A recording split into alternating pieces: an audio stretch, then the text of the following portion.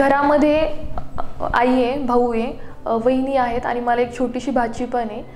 तर आई प्राथमिक शाळेची शिक्षिका होती, जी आता सध्या रिटायर झालेली आहे. त्यानंतर भाऊ छोटासा बिझनेस करतो. लहानपणी वडील होते, त्यांना शिक्षणाची खूप आवड होती. मम्मीला पण लग्न झाल्यानंतर मम्मीने D.Ed केलं आणि लग्न झाल्यानंतर मम्मी शिक्षिका झाली. त्याच्यामुळे शिक्षणाचं वातावरण लहानपणापासूनच घरामध्ये आहे. आणि मी पण लहानपणापासूनच मला पण शिक्षणाची आवड होती. लहानपणापासूनच जॉब करायचा किंवा काहीतरी स्वतःचं सिद्ध करायचं, ही धमक किंवा ही चुणूक मला लहानपणापासूनच होते. चौथीची जेव्हा स्कॉलरशिपमध्ये आले होते मी, राज्यामध्ये 4थी, तर तेव्हाच मग हो की कुठेतरी सक्सेस भेटतोय किंवा तेव्हापासूनच करिअरचा काही एक विचार नव्हता केलेला, पण चांगलं शिक्षण घ्यायचं हे नक्कीच फिक्स झालं होतं माझं. किंवा मला अभ्यासाची लहानपणापासूनच आवड होती, तर त्याच्यामुळे घरच्यांनी मला कायमच सपोर्ट केला. त्यामध्ये त्यांनी कुठे कमी पडू दिली नाही आणि त्याच्यामुळे हा जो पण माझा प्रवास झाला आहे तर तो थोडासा सुखद झाला असं मला म्हणता येईल. प्राथमिक शिक्षण 1ली ते 4थी हे जिल्हा परिषद प्राथमिक शाळा श्रीगोंदा इथेच झालं. त्यानंतर मग 5वीला मी नवोदय विद्यालयाची एक्झाम दिली आणि 6वी पासून 10वी पर्यंत मी जवाहर नवोदय विद्यालय टाकळी ढोकेश्वर येथे शिक्षण घेतलं. त्यानंतर 11वीला दक्षिणा फाउंडेशन याची एक्झाम दिली, जे की नवोदय विद्यालय NVS समितीबरोबर त्यांचं टायअप आहे दक्षिणा फाउंडेशनचं. आणि ते 11वी 12वीसाठी JEEची कोचिंग फ्रीमध्ये देतात नवोदयच्या विद्यार्थ्यांसाठी. तर ती एक्झाम मी 11वीमध्ये दिली आणि त्याच्यामुळे माझं सिलेक्शन जवाहर नवोदय विद्यालय बँगलोर येथे झालं. आणि तिथेच मग JEEची कोचिंग घेता घेता मी 11वी 12वी पण पूर्ण केलं आणि JEEची कोचिंग पण घेतली. आणि त्यामुळे मग 12वी नंतर मग जेव्हा मी IITची एक्झाम दिली JEE, तर त्यामध्ये माझं सिलेक्शन झालं. त्यानंतर मग जेव्हा JEEची एक्झाम दिली आणि IITमध्ये सिलेक्शन झालं, तर त्यामुळे मग त्यानंतर मी कम्प्युटर सायन्स अँड इंजिनिअरिंग ही चॉईस दिली होती आणि त्यामुळे मला IIT गुवाहाटी हे कॉलेज भेटलं कम्प्युटर सायन्स अँड इंजिनिअरिंग या ब्रांचसाठी. 4 वर्ष 2011 ते 2015 पर्यंत मी जून 2015 पर्यंत IIT गुवाहाटी येथे राहिले. जसं म्हणतात की IIT हे बेस्ट इन्स्टिट्यूट आहे टेक्निकल एज्युकेशनसाठी भारतामध्ये, तर ऑब्वियसली ते खरं आहे. तिथे खूप साऱ्या सुविधा होत्या पर्सनल डेव्हलपमेंटसाठी, सोशल डेव्हलपमेंटसाठी, प्रत्येक गोष्टीसाठी. तर त्याचा फायदा मला भेटला. बेस्ट एज्युकेशन तर आहेच, त्याच्याचबरोबर जे मुलांची थिंकिंग आहे वेगवेगळ्या, जे पण पूर्ण भारतातून तिथे मुलं येतात, तर पूर्ण भारतामध्ये वेगवेगळ्या कल्चरच्या बॅकग्राऊंडच्या मुलांबरोबर मला राहता आलं, मुलींबरोबर राहता आलं. आणि त्यामुळे माझी सोशल डेव्हलपमेंट झाली असं म्हणता येईल 4 वर्षांमध्ये. आणि ज्यावेळेस मी 2015मध्ये पासआउट झाले, तर त्यावेळेस मला चांगला जॉब पण भेटत होता IITमधून, की जिथे मी काम केलं असतं कुठेतरी IT कंपनीमध्ये वगैरे. पण जेव्हा मी 2nd इयरमध्येच होते, तर त्याच वेळेस मग मी डिसाईड केलं होतं की मला UPSC करायची आहे, स्पर्धा परीक्षांमध्ये यायचे आणि ॲडमिनिस्ट्रेशनमध्ये काम करायचे. लोकांसाठी काम करता येईल, त्यांचं लाईफ कसं मी ॲफेक्ट करू शकते, पॉझिटिव्हली ॲफेक्ट करू शकते, तर जे मी डिरेक्टली IT कंपनीमध्ये असताना मी करू शकले नसते हे मला कुठेतरी जाणवलं. आणि त्यामुळे मग 2nd 3rd इयरमध्ये मी डिसाईड केलं होतं. पण ज्यावेळेस मी फायनली पासआउट झाले 2015मध्ये, तर त्यावेळेस मग घरच्यांबरोबर बोलले की अशी सिच्युएशन आहे, मला 2 वर्ष द्या की ज्याच्यामुळे मी स्पर्धा परीक्षांचा अभ्यास करू शकते. आणि घरच्यांनी पण ते मान्य केलं की ठीक आहे तू कर अभ्यास म्हणून. तर त्यामुळे मग मी 2015मध्ये निर्णय घेतला की मी स्पर्धा परीक्षा करणार. 2015मध्ये मी जेव्हा जुलैमध्ये पुण्यामध्ये आले, तर त्यावेळेस मग 2 ऑप्शन होते, एक तर UPSC किंवा MPSC. तर ज्यावेळेस मी पॅटर्न पाहिला पूर्ण UPSCचा आणि MPSCचा, मला घरच्यांनी एक लिमिटेड टाईम दिला होता की ज्यामध्ये मला पासआउट व्हायचं होतं. आणि IITमधून ज्यावेळेस डिरेक्टली मी स्पर्धा परीक्षांकडे येत होते, तर त्यावेळेस सोसायटी पण आपली तेवढा सपोर्ट करत नाही जेवढा सपोर्ट करायला पाहिजे. त्यांचं पण असं म्हणणं होतं की एवढं चांगलं पॅकेज सोडून तू इकडे का करते अभ्यास, इथे लॉस होतो, खूप वर्ष अभ्यास करावे लागतात स्पर्धा परीक्षांमध्ये, लवकर सक्सेस भेटत नाही. तर त्यामुळे मग मी MPSCची निवड केली की मी MPSCमध्ये लवकर करू शकते, मी कॉन्फिडंट होते त्यावेळेस. आणि त्यानंतर मी पहिल्यापासून राज्यसेवेचा अभ्यास केला 2015 मध्ये जेव्हापासून मी चालू केला. तर तेव्हापासून मी फक्त राज्यसेवेवर फोकस केलं होतं. मी दुसरा एक्झाम देत होते. आता सध्या मी जेव्हा DC पास आउट झाले तेव्हा मी आता UPSCचा विचार करते. पण मी मागच्या 3 वर्षामध्ये मी फक्त राज्यसेवाच करत होते MPSC मध्ये पण.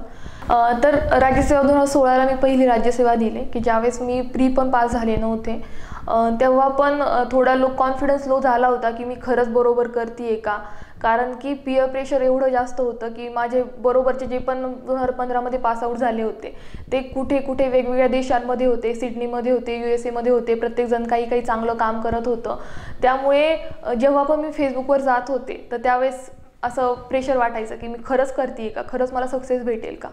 पण तेव्हा परत स्वतःला बूस्टअप केलं की ठीक आहे, तुला करायचं आहे, आपण हे करणार आहे, आपल्याला कॉन्फिडन्स आहे. आणि 2017 मध्ये मी जेव्हा पूर्वपरीक्षा दिली तर त्याच वेळेस मी चांगला कॉन्फिडंट होते की मी मुख्य परीक्षा देणार आहे, मी इंटरव्ह्यू देणार आहे. आणि त्यावेळेस मला लकीली तहसीलदार पण पद भेटलं. तर पूर्वपरीक्षेचा जेव्हा मी अभ्यास करत होते तर पूर्वपरीक्षेचा असा वेगळा अभ्यास मी कधी केला नाही, कारण की MPSC म्हणजे UPSC सारखं MPSCचं नाही आहे की तुम्हाला UPSCला जसं पूर्वपरीक्षेचा वेगळा अभ्यास करावाच लागतो, तिथे काही ऑप्शन नाही आहे. तसं MPSCमध्ये CSATचा आपला जो पेपर आहे त्याच्यामुळे आपले मार्क्स कव्हर होतात. आणि माझं टेक्निकल बॅकग्राऊंड असल्यामुळे मला CSATचा पेपर पहिल्यापासूनच सोपा जातो. आणि जर आपण UPSCचा प्री आणि मेन्सचा जर सिलेबस कम्पेअर केला तर आपल्याला फक्त प्रीसाठी 3च वेगळा अभ्यास करावा लागतो, 3च विषयांचा. एक तर सायन्स आहे, करंट अफेअर्स आहे आणि एन्शियंट आणि मिडिवल इंडिया. तर एवढाच एक सिलेबस, म्हणजे हेच 3 जे टॉपिक आहेत ते 3 टॉपिक एक्स्ट्रा करावे लागतात प्रीसाठी. नाही तर सगळा सिलेबस हा मेन्सच्याच लेवलचा आहे किंवा मेन्स बरोबर आपला कोलॅप्स होतो. तर त्याच्यामुळे मग माझा मेन्सचा सिलेबस मी जेव्हापासून 2015 पासून मी मेन्सचा सिलेबस म्हणजे मेन्सचाच अभ्यास करत होते, कारण की हे म्हणजे नक्की होतं की जर मी मेन्सच क्लिअर करू शकत नाही तर मी प्री क्लिअर करून पण काही फायदा होणार नाही त्या गोष्टीचा. त्याच्यामुळे जेव्हा मी 2017ची प्री दिली त्यावेळेस माझा मेन्सचा सिलेबस ऑलमोस्ट कव्हर झाला होता. आणि जेव्हा मी प्री दिली, जेव्हा मला 400 पैकी 225 मार्क्स येत होते 2017च्या प्रीला, त्यावेळेस मी कॉन्फिडंट होते की मी प्री क्लिअर होणार आहे. आणि त्यामुळे मग त्या कॉन्फिडन्सनी मला अजून बूस्टअप दिला की ओके, मला आता मेन्स द्यायची. आणि मेन्सचा सिलेबस माझा ऑलरेडी कव्हर होता, त्यामुळे फक्त त्या 4 महिन्यांमध्ये मला फक्त रिव्हिजन करायची होती. त्यामुळे मग कॉन्फिडन्स पण होता आणि प्रॅक्टिस पण होती, फक्त रिव्हिजन चालू होती. त्यामुळे 2017चा मेन्सचा पेपर चांगला गेला. आणि म्हणजे मेन्सचे मार्क्स काउंट करतात फायनल याच्यासाठी, रिझल्टसाठी. त्यामुळे मग इंटरव्ह्यूला एक ॲव्हरेज मार्क्स पडून पण मला सिलेक्शन झालं. मी जर पहिल्यांदाच सांगितलं की मी नेहमी मुख्य परीक्षेचा अभ्यास किंवा मुख्य परीक्षेचा सिलेबस पुढे ठेवूनच मी अभ्यास केला.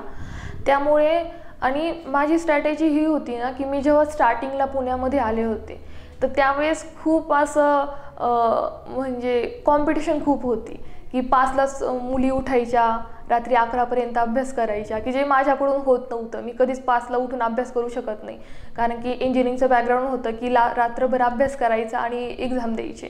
तर त्याच्यामुळे मग 5ला उठून मी कधी अभ्यास केला नाही. मग मी स्वतःबरोबर थोडं विचार केला की मला काय कम्फर्ट लेवल आहे, मी कधी अभ्यास करू शकते. आणि त्यानुसार मग मी माझं स्ट्रॅटेजी बनवली, मी माझं शेड्यूल बनवलं रोजचं. आणि जेव्हा पण स्पर्धा परीक्षांचा अभ्यास करतात मुलं तर त्यावेळेस मुलं हे विसरतात की त्यांना हे जे शेड्यूल आहे ते 2-2, 3-3 वर्ष कंटिन्यू करावं लागतं. तुम्ही 1 महिना अभ्यास करून होणार नाही आहे. म्हणजे मी पण 1 महिना अभ्यास करून मी प्री पास झाले नाही किंवा मुख्य परीक्षा पास झाली नाही. मला ते कंटिन्यू 2 वर्ष अभ्यास करावा लागला की जेव्हा मी जाऊन 2017ची मुख्य परीक्षा दिली. तर त्यामुळे मग म्हणजे माझी स्ट्रॅटेजी हीच होती की मेन्सचा सिलेबस पहिल्यांदा कव्हर करायचा आणि त्यानंतर मग जे पण रोजचं शेड्यूल आहे ते रोजचं शेड्यूल तेच फॉलो करायचं. म्हणजे मी जर 10ला स्टडीमध्ये जात असेल तर मी रोज 10ला स्टडीमध्ये जायचे. मग मी स्वतःला 8 वाजता नव्हते स्टडीमध्ये जात किंवा 12 वाजता स्टडीमध्ये नव्हते जात. आणि कंटिन्युटी ही खूप इम्पॉर्टंट आहे. जेव्हा आपण स्पर्धा परीक्षांचा अभ्यास करता तर तेव्हा रोज तुम्हाला ती इन्स्पिरेशन भेटली पाहिजे की मी आजचा दिवस कसा ऑप्टिमम यूज करणार आहे. कारण की मुलं ऑप्टिमम यूज करत नाहीत किंवा 7 दिवस अभ्यास केला ना मग त्यांना कंटाळा येऊन जातो की 8व्या दिवशी अभ्यास नाही करावासा वाटत. आणि ते प्रत्येक ह्युमन बिईंगचं एक नॅचरल प्रोसेस आहे की ते ती गोष्ट कंटिन्युटी करू शकत नाही. पण जर ती कंटिन्यू केली आणि त्याच्यामुळे माझं शेड्यूल बनवलं होतं की मी तेच शेड्यूल फॉलो करत होते. मग मुलं किंवा मुली किंवा सर जरी मला कुणी जरी मला सजेस्ट केलं की नाही तू हे फॉलो कर, तरी मी फक्त ऐकत होते. पण मी माझं स्वतःचं जे फिक्स केलं होतं, तर ते माझ्यावर विश्वास होता की मी जी पण स्ट्रॅटेजी केलेली, आणि माझी स्ट्रॅटेजी हीच होती की मी मुख्य परीक्षेचा सिलेबस कव्हर करणार आहे. आणि मुख्य परीक्षेचा सिलेबस जरी कव्हर करायचा तरी क्वेश्चन पेपर ॲनालिसिस हे इम्पॉर्टंट आहे की क्वेश्चन्स कसे विचारले जातात. आणि म्हणजे जे पण आता सध्या पाहत असतील की जे सध्या जस्ट तयारी करायला स्टार्ट केली किंवा जे ज्यांनी विचार करतायत तयारी करावी म्हणून, तर त्यांना मी नक्की सांगू इच्छिते की तुम्ही लगेच तयारी केल्यानंतर क्वेश्चन पेपर ॲनालिसिस करू नका. एक रीडिंग करा किंवा 2 रीडिंग म्हणजे बेसिक रेफरन्सेसची ॲटलिस्ट 1-2 रीडिंग करा की ज्याच्यामुळे तुम्हाला समजेल की क्वेश्चन्स कुठून पडतायत. की डिरेक्टली तुम्ही जाऊन अननोन वर्ल्डमध्ये तुम्ही क्वेश्चन्स कुठून पडतायत हे जर तुम्ही टॅकल करायचं म्हणजे प्रत्येकजण म्हणतात की क्वेश्चन पेपर ॲनालिसिस करा, पण क्वेश्चन पेपर ॲनालिसिस कधी करायचं हे समजलं पाहिजे. आणि क्वेश्चन पेपर ॲनालिसिस तेव्हाच करा जेव्हा तुम्हाला समजेल की ओके हा माझा सिलेबस आहे आणि या सिलेबसमधून क्वेश्चन पडतात, त्यावेळेस तुम्हाला क्वेश्चन पेपर ॲनालिसिस समजेल. मी जेव्हापासून 2015 पासून जेव्हा मी चालू केलं, तर त्यावेळेस मी चुका नाही म्हणणार, माझ्या ज्या पण गोष्टी झालेल्या आहेत की त्या एक शिकवण होती की ओके हे वर्क करत नाही, तू दुसरं काहीतरी वर्क कर. आणि पहिल्यापासूनच माझा ध्येय मला माहिती होतं की मला काय करायचं आहे. त्याच्यामुळे 2016ची प्री निघाली नाही ही माझी चूक होती की मी ती करू शकले असते, पण ते रिग्रेट नाही करत मी. MPSCचा जर तुम्ही जो पण प्रवास असतो प्रत्येक मुलाचा, म्हणजे जे पण यशस्वी होतात त्यांचा, तर 3 वर्षामध्ये तुम्ही एक वेगळे डिफरंट पर्सन असता. की MPSC तुमचा पूर्ण पेशन्स पाहते, तुमचा हार्डवर्क पाहते, आणि आता सध्या कॉम्पिटिशन जास्त वाढलेली आहे, त्यामुळे तुम्ही किती शांतपणे डिसिजन घेऊ शकता की तुम्ही जे पण चुका करताय. तर तेच आपल्याला प्रशासनामध्ये पण पाहिजे. त्यांना अधिकारी निवडायचे आहेत, कारकून निवडायचे नाही आहेत. तर ते आपण कुठेतरी लक्षात ठेवलं पाहिजे की आपल्याला सांगितले म्हणून आपण करतोय हे कुठेतरी चुकीचं आहे. म्हणजे कोणते पण क्लासवाले असतील किंवा कोणी जरी जे सक्सेस झालेले, सपोज मी सांगते म्हणून तुम्ही करू नका, तुम्हाला जे सूट होतंय ते करा. आणि अधिकारी वर्ग MPSCला अधिकारी वर्ग निवडायचा आहे. आणि जर तुम्ही यशस्वी का नाही होते, की सपोज जे पण पाहतायत आता की ते 3 वर्ष झाले 4 वर्ष झाले तुम्हाला सक्सेस नाही भेटत आहे, तर तुम्ही तुमचं सेल्फ इंट्रोस्पेक्शन करा की तुमच्यामध्ये काय चुका होत आहेत, आणि त्यांना अधिकारी वर्ग निवडायचा आहे. आणि आता सध्या जेवढी कॉम्पिटिशन होती आहे की जेव्हा मी आता बाहेर पडते या प्रोसेसमधून, MPSCच्या प्रोसेसमधून, त्यावेळेस मला असं वाटते की मी ते डेव्हलप केलेले पेशन्स माझा, किंवा तेवढी इंटिग्रिटी म्हणता येईल, किंवा ज्या पण गोष्टी अधिकारी म्हणून हव्यात, तर त्या गोष्टी ऑलरेडी ही प्रोसेस कंप्लीट केली मी म्हणून डेव्हलप झालेल्या आहेत. आणि MPSCला याच गोष्टी हव्या आहेत, त्यांना अधिकारी निवडायचे. तर अधिकारी म्हणून तुम्ही कसं काम करू शकता, तर या गोष्टी तुम्हाला माहिती पाहिजेत. पृथ्वी अकॅडमीचे मी करंटचे यशाची परिक्रमा म्हणून त्यांचं जे पण मासिक येतं, तर ते मासिक मी वापरलं. आणि त्यानंतर सरांकडे मी इंटरव्ह्यूसाठी आले होते. 2017ला पण मी इंटरव्ह्यूला आले होते आणि 2018ला पण आले होते. आणि सरांनी जे स्टार्टिंगला एक फर्स्ट सेशन असतं की तुमच्याकडून काय एक्सपेक्टेड आहे, इंटरव्ह्यूमध्ये काय एक्सपेक्टेड आहे, काय क्वेश्चन्स विचारू शकतात, तुमच्या बायोडेटावर काय क्वेश्चन्स विचारू शकतात. तर हे एक आमचं सेशन झालं होतं 2 तासांचं. तर त्या सेशनमध्ये मग सरांनी सांगितलं, मी सरांना ॲक्च्युली एक क्वेश्चन पण केला होता की सर इंटिग्रिटी म्हणजे काय, आणि सरांनी ते खूप छान प्रकारे म्हणजे एक्सप्लेन केलं की इंटिग्रिटी म्हणजे काय, आणि तुम्ही इंटिग्रिटी तुमच्यामध्ये आहे का नाही हे कसं चेक करायचं. तर इंटरव्ह्यूसाठी सरांचा खूप फायदा झाला.